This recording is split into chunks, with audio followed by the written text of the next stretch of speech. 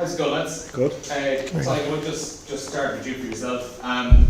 This week now, game week, has the intensity just kind of ratcheted up a little bit, the excitement compared to the previous weeks? Yeah, there's definitely a different feel around the place. I think everyone's excited to get going in terms of getting back into games. It was a tough few weeks when we were in here, so going back into games, it's a nice feeling. A lot of excitement, especially the fact we're at home. It's a massive bonus for us. So just the buzz in general is very good around the place. And Craig, you're in your first World Cup campaign. What's that been like compared to the run of the Six Nations, things like that? Yeah, it's been very different, I think. I know the lads are talking about the 2019 World Cup campaign. It was absolutely barbaric, but this has been very enjoyable. I mean, we've kind of mixed the crack with really hard work, and we're doing a lot of rugby skills, a lot of rugby sessions, so it's been brilliant. And an opportunity, hopefully, for yourself this weekend to get in early and kind of plant a flag in the team. 100%, yeah. It's a chance to show my hand and put my hand up for selection, so hopefully, yeah. Thanks, Ruth. Tadhg, just wanted to ask you about Hendy being back in. Obviously, he's had a lot of injuries to contend with, but getting the contract over the line and getting back into pre-season.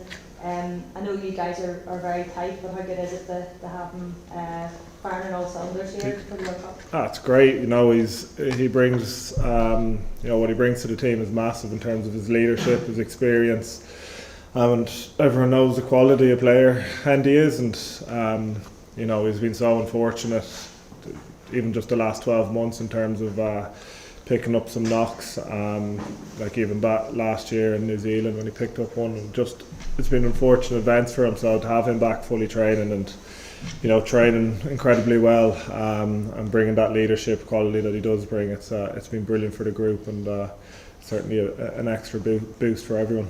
I know everybody talks about the strength and depth and the competitiveness between your position, but how good is it to be able to help each other as well as compete against each other? Yeah, it's huge. I think that's one of the really good things about this whole squad is how much everyone helps each other. Like there's there's obviously a rivalry and everyone wants to have that starting jersey and be in the squad, but you're helping each other for the team. We've got a goal as a squad, and we're all here to help each other out, and you can see that throughout every position in the squad. And I've learned so much from Hendy, from Cheese, from all those boys, and you see that every day in training. It's top class, 100%.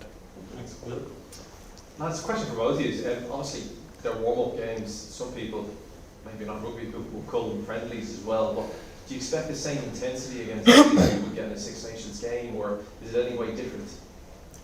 Well, for me, it's another chance to get a test cap under the belt, so I don't take it as a friendly at all. I'm expecting the Italians to come heavy again. I think they've already had a game under their belt last Saturday against Scotland, so that will probably stand to them. I don't think the intensity will drop one bit. I think probably go up a bit with players knowing they have to play themselves into contention for a World Cup spot, so I'm expecting a very close test match. Yeah, just reiterated, I suppose, like at the end of the day, you're pulling on the Irish jersey, aren't you? It's a test game, it's capped, you're playing for a position in the World Cup.